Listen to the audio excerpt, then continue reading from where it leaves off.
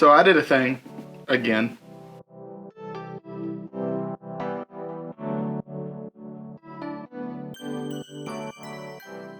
So what's up, guys? Welcome to That Creative Life. It's me, James Mathis. To date, my most popular video with over 18,000 views is a review of the 70-200 f4 non-IS, a very budget-friendly L lens that is that 70-200 range that everybody loves. Well, today we're not going budget. This is the 70-200 2.8 with IS Series 2, which is more affordable than the 3 or the RF version, as you can tell by my little adapter, because y'all know I use the EOS R. This lens is a monster. I use this for portraits, I use this for sports, I use this for certain types of landscape pictures, I use it for all kinds of crazy crap. 2.8 lets you shoot with a very fast aperture so that if you're shooting sports, your ISO doesn't have to be stupid high.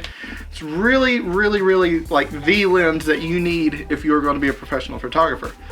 And I'm not just going to say that, I'm going to show you some of the portraits I did with it the other day.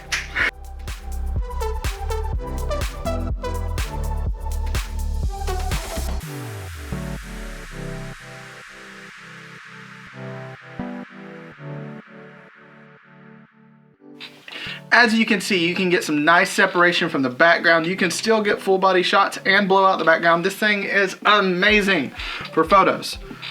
Today we're just talking about photos. I'm gonna do a separate video on this for video, because I've actually not used it for video, so I want to use it first before I try to shoot a video about using this for video.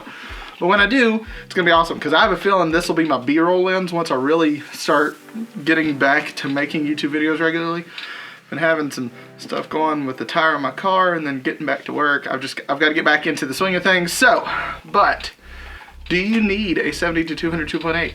The f4 is a great lens, but that 2.8 just it's that much better. And I realize the price difference is pretty ginormous, but this is the lens. Like this is the lens, right? You need a good 70-200 if you're going to be a professional photographer. It's just a very desirable, sought after lens. It's so useful for so many different things. And I'm gonna talk about a few different things real quick about the lens itself, because I use the EOS R. Like I said, I have to use the mount adapter. The mount adapter is weather sealed. There is weather stripping on it. The lens itself has weather stripping right there. And again, the only part of this that is not weather sealed, this thing is really hard to get on, hold on. Come on. This is gonna be turned into like a montage or a time lapse of me trying to, hey, there we go. The lens element is the only thing that is not weather sealed, but if you have a filter on the front, then it does become completely weather sealed. And so you can take this in the rain, you can take it in the snow, you can take it in very cold weather, you can take it in very hot weather. This lens is made to last. It is a Canon. It has a tripod.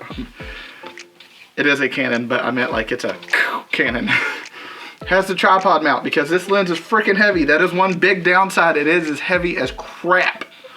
I mean, like, I can get arm workout just like doing curls with this thing. Like, that's what I'm gonna start doing. I'm gonna use my camera gear to like get jacked. But this lens is built Ford tough.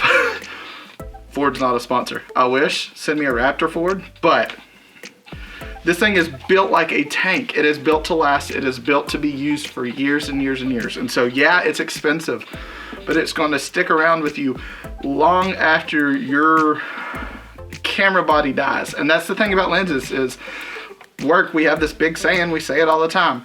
Marry your lenses, date your bodies, because your bodies get dated so fast that you have to get new ones, but your lenses will last even if you shoot the R mount.